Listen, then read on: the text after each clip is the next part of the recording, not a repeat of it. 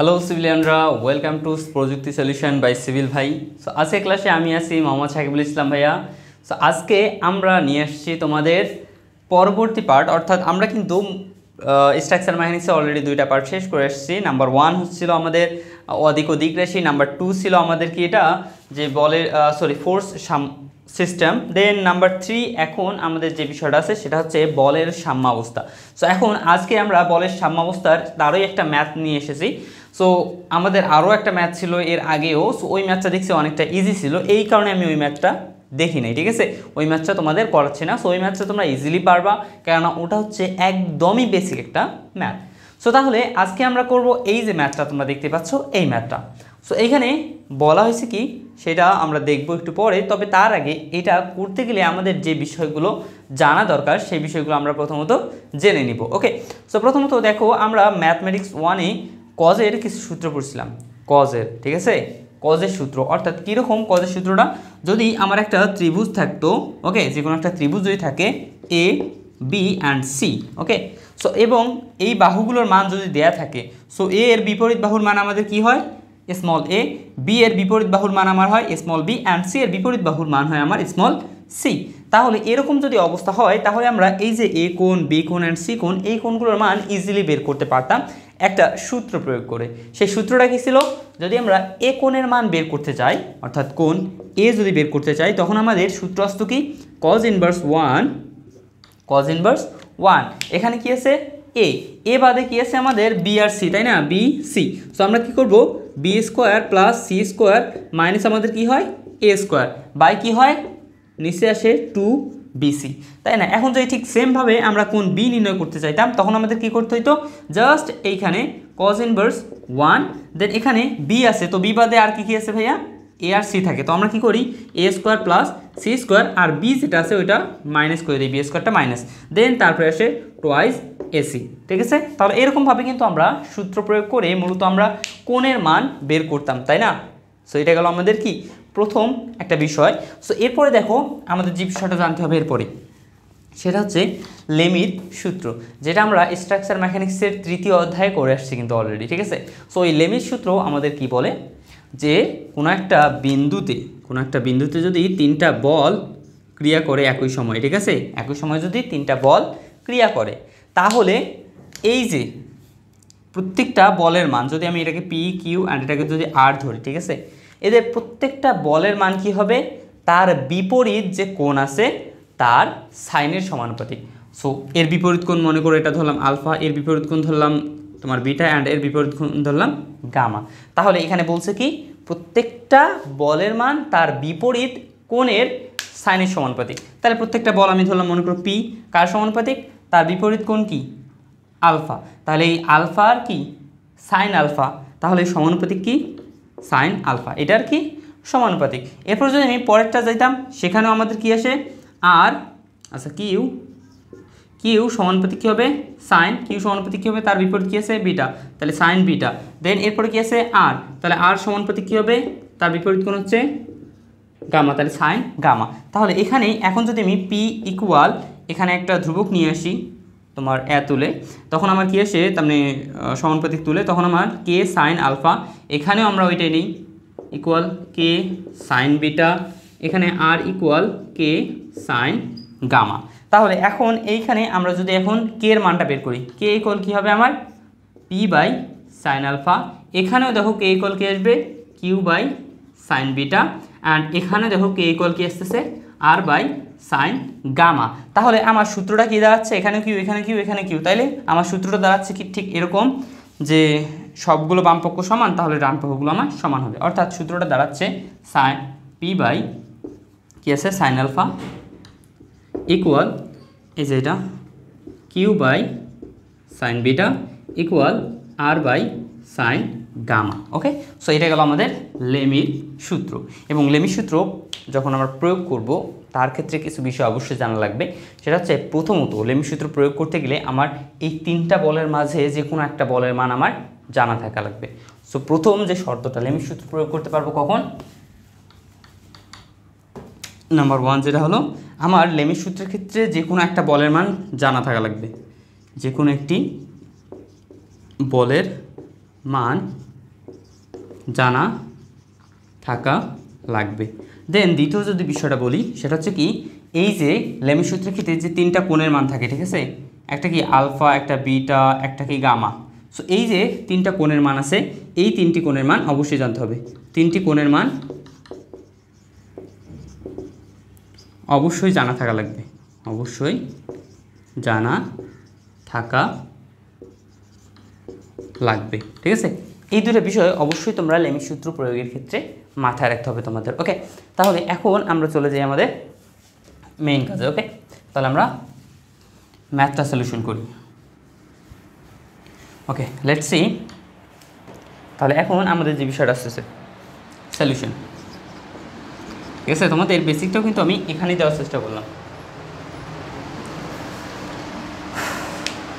তো এখন আমরা ম্যাথটা একটু করি। কি বলছে, আনুভূমিক বিম, একটা আনুভূমিক বিমের পরস্পর 10 মিটার দূরে অবস্থিত দুইটা বিন্দু এ ও বি।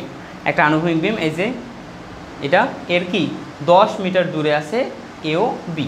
এখন এ ও বি বিন্দু হইতে কি হয়েছে, যথাক্রমে 12 মিটার এবং 14 মিটার দূরে, ঠিক আছে, আমরা কি করছি, লম্বা করে 14 মিটার লম্বা একটা দড়ির সাহায্যে আমার কী করা হয়েছে, চিত্রানুযায়ী একটা 50 কেজি ওজনের যে কোনো একটা বস্তু বা ওজন ঝোলানো হয়েছে। এখন আমাকে বলছে এই যে এই দড়ি এবং এই দড়ির যে টান বল আছে, এই টান বল আমার নির্ণয় করতে হবে। এই টান এবং এই দড়ির টান আমাকে কী করতে হবে, নির্ণয় করতে হবে। সো তাহলে এখন দেখো, আমরা ঠিক কজের যে সূত্র পড়ছিলাম ওই সূত্র কিন্তু এখানে অ্যাপ্লাই করতে পারবো, কারণ ওই সূত্র অ্যাপ্লাই না করলে এখানে কিন্তু একটা কোণের মানও আমার দেয়া নাই। আমার কি কোণের মান লাগবে, সো কোণের মান এখানে একটাও দেয়া নাই। সো এখন আমরা জাস্ট কী করবো, এই যে এরকমভাবে একটা করে নিলাম, তেমনি কি একটা অক্ষ নিলাম। আমরা জানি কি যে এই কোণ এবং এই কোণ আমার পরস্পর সমান হবে।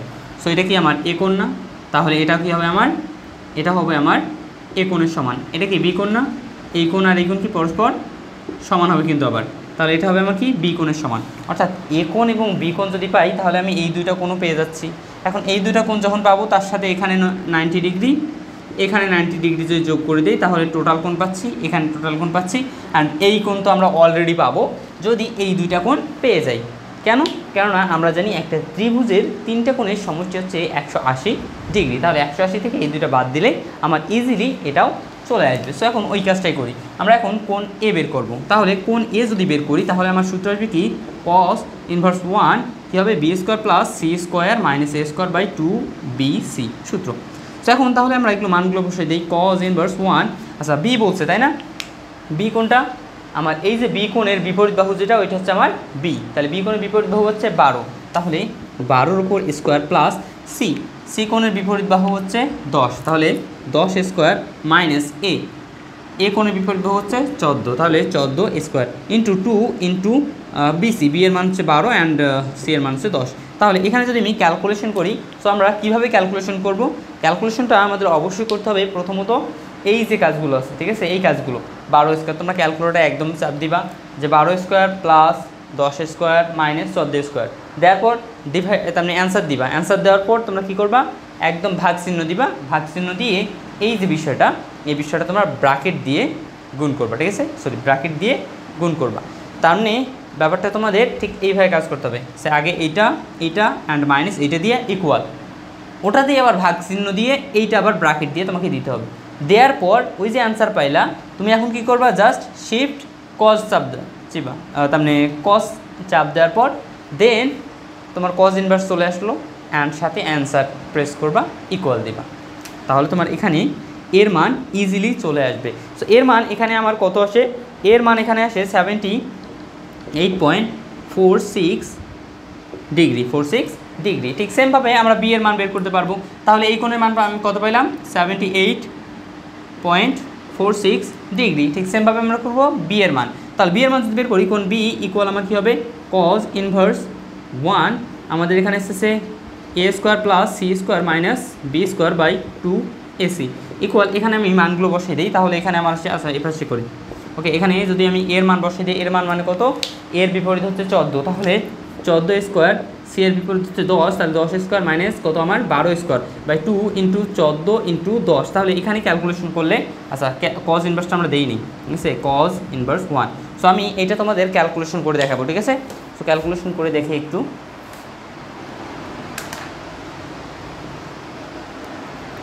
ওকে, সো আমি এই যে ক্যালকুলেটর নিয়ে আসছি, ওকে, আশা করি দেখা যাচ্ছে। সো আমরা প্রথমত অন করি। ওকে, অন করার পর এখন আমার যেটা কাজ হবে, দেখো ওখানে কী দেওয়া আছে 14 স্কোয়ার প্লাস 10 স্কোয়ার। সো আমরা 14 এন্টার করলাম, তারপর কী হবে আমাদের স্কোয়ার যাবে, এই যে 14 স্কোয়ার মাইনাস কী হবে আমার প্লাস, তারপরে আছে আমাদের 10 স্কোয়ার 10, তারপর আমি কী দিব স্কোয়ার 10 স্কোয়ার, দেন আবার কি মাইনাস আমার আসবে 12 স্কোয়ার, তাহলে 12, তারপর কী হবে আমার স্কোয়ার ইকুয়াল দিই আমি নাকি, ইকুয়াল কত আসলো আমার, এই যে এটা আসলো, ঠিক আছে। সো এটা আসার পর এরপর আমরা কী করব, এই যে এটা আসলো, এটা একদম সরাসরি আমি কী করবো, এখন ভাগ চিহ্ন আমি প্রেস করলাম, ভাগ প্রেস করার পর এরপর আমি কী করবো, ব্র্যাকেট দিব, ঠিক আছে। এই যে ব্র্যাকেট দিলাম, ব্র্যাকেট দিয়ে নিচে কী আছে 2 × 14 × 10, 2 × 14 × 10, তাহলে ক্লোজ করে দিলাম। ওকে, 2 × 14 × 10 ইকুয়াল আমার আসলো এত। এখন একে আমি কী করবো, এখন দেখো ওখানে আমার আছে cos ইনভার্স 1, তো আমি জাস্ট কী করব, এই যে আমার আছে শিফট, এখন কী করব আমি cos দিব, cos কোথায়, এই যে cos, শিফট cos দিলাম, দেন এখন দেখো ব্র্যাকেট চলে আসছে, আমি এখানে কী দিব, এখন অ্যান্সারটা আমি বসাই দিব, ঠিক আছে।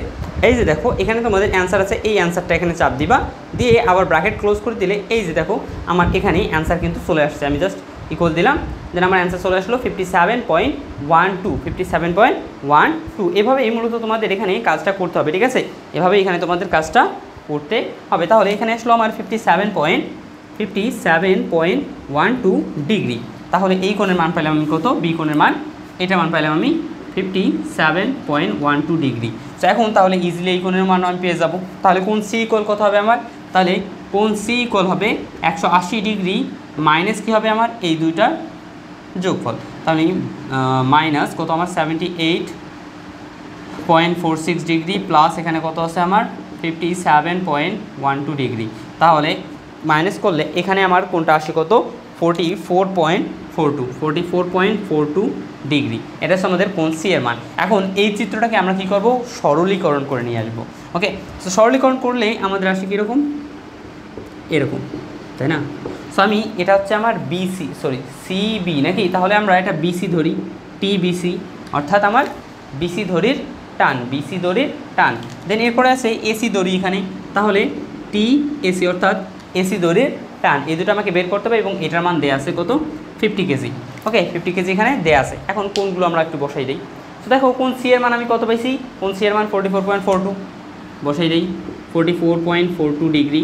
এরপর কত আছে, এই কোণের মান আমার কত, এখানে আছে কত 78.46, 90, তাহলে 9 7 কত হয় 16, তাহলে 168 ডিগ্রি 168.46 ডিগ্রি। ওকে, এরপরে এখানে আছে আবার কত 90 অ্যান্ড এখানে আছে 57, তাহলে 9 5 কত হয় 14, তাহলে 147.12 ডিগ্রি, 147.12 ডিগ্রি। তো এখন এখানে আমরা ইজিলি কাজগুলো করতে পারবো। জাস্ট দেখো এখন আমার যে শর্ত দরকার ছিল সূত্র প্রয়োগের জন্য, প্রথমত একটা তেমনি বলের মান দেয়া থাকবে, 3টা বলের মাঝে একটা বলের মান দেয়া থাকবে আছে, দেন 3টা কোণেরই মান আমার লাগবে, 3টা কোণেরই মান পাইছি। সো এখন সরাসরি আমি কী করবো, সূত্র প্রয়োগ করে দিব, সিম্পল ব্যাপার, ঠিক আছে। সো আমরা এখন সরাসরি সূত্র প্রয়োগ করে দিই। সো এখন আমরা জানি কি, আমরা জানি যে আমার কি আছে টিএসি বাই কী হবে, দেন টিবিসি দিলাম, দেন ইকুয়াল আবার কি দিলাম এখানে 50, তার মানে বলগুলো করে দিলাম। দেন এখন কি আসবে, টিএসির বিপরীত কোণ আছে 147, তাহলে এখানে আসবে কি সাইন 147.12 ডিগ্রি। দেন টিবিসি এর বিপরীত কোণ হচ্ছে এত, তাহলে সাইন 168.46 ডিগ্রি। দেন এরপরে 50-এর বিপরীত কোণ হচ্ছে 44, তাহলে সাইন 44.42 ডিগ্রি। সো এখন আমার এইটা অ্যান্ড এইটা কোণের মান বের করতে হবে, বলের মান বের করতে হবে। সো আমি একবার এইটা অ্যান্ড এইটা নিয়ে কাজ করব, একবার এইটা আর এইটা নিয়ে কাজ করব, তাহলে কিন্তু ইজিলি বের হয়ে আসবে। সো এখন আমি কী করব, এখন টি এসি বাই কী হবে সাইন 147.12 ডিগ্রি ইকুয়াল কত আমার এখানে 50 বাই এখানে আছে সাইন 44.42 ডিগ্রি। তাহলে এখানে টিএসি এর মান যদি বের করি, তাহলে এখানে আমার আসে কি এইটার উপরে যে গুণ হচ্ছে, তাহলে 50 × সাইন 147.12 ডিগ্রি বাই সাইন কত আছে 44.42 ডিগ্রি। সো অবশ্যই আমাদের ক্যালকুলেটরের যে ইউজটা সেটা একদম ভালোভাবে জানতে হবে, কেননা আমাদের এত হিসাব করার সময় নেই। আমরা জাস্ট কী করবো, এখান থেকেই টিএসি এর মান বের করব। আমি জাস্ট কী করতে পারতাম, সরাসরি ক্যালকুলেটারে বসাইতে পারতাম টিএসি, দেন একদম মানটা বসাইতে পারতাম। এগুলো হিসাব করার দরকার নেই বা লেখার দরকার নেই। হিসাব তো করবো বাট লেখার দরকার নেই। আমি কীভাবে করতে পারতাম, আমি ক্যালকুলেটরে জাস্ট এইটার সাথে এটা গুণ দিতাম, ভাগ এটা দিয়ে দিতাম, তাহলে আমি একবার টিএসির মান পেয়ে যেতাম। দেন এখন যদি এইটা বের করতে চাই তাহলে আমি কী করব, এর সাথে এটা গুণ দিব, ভাগ এইটা, শেষ, আমার টি বিসি এর মানও বের হয়ে আসবে। তাহলে ঠিক সেমভাবে আমরা কী করবো, টি বিসি এর মান বের করবো। এভাবে কিন্তু তোমাদের এখানে কাজটা করতে হবে। ওকে।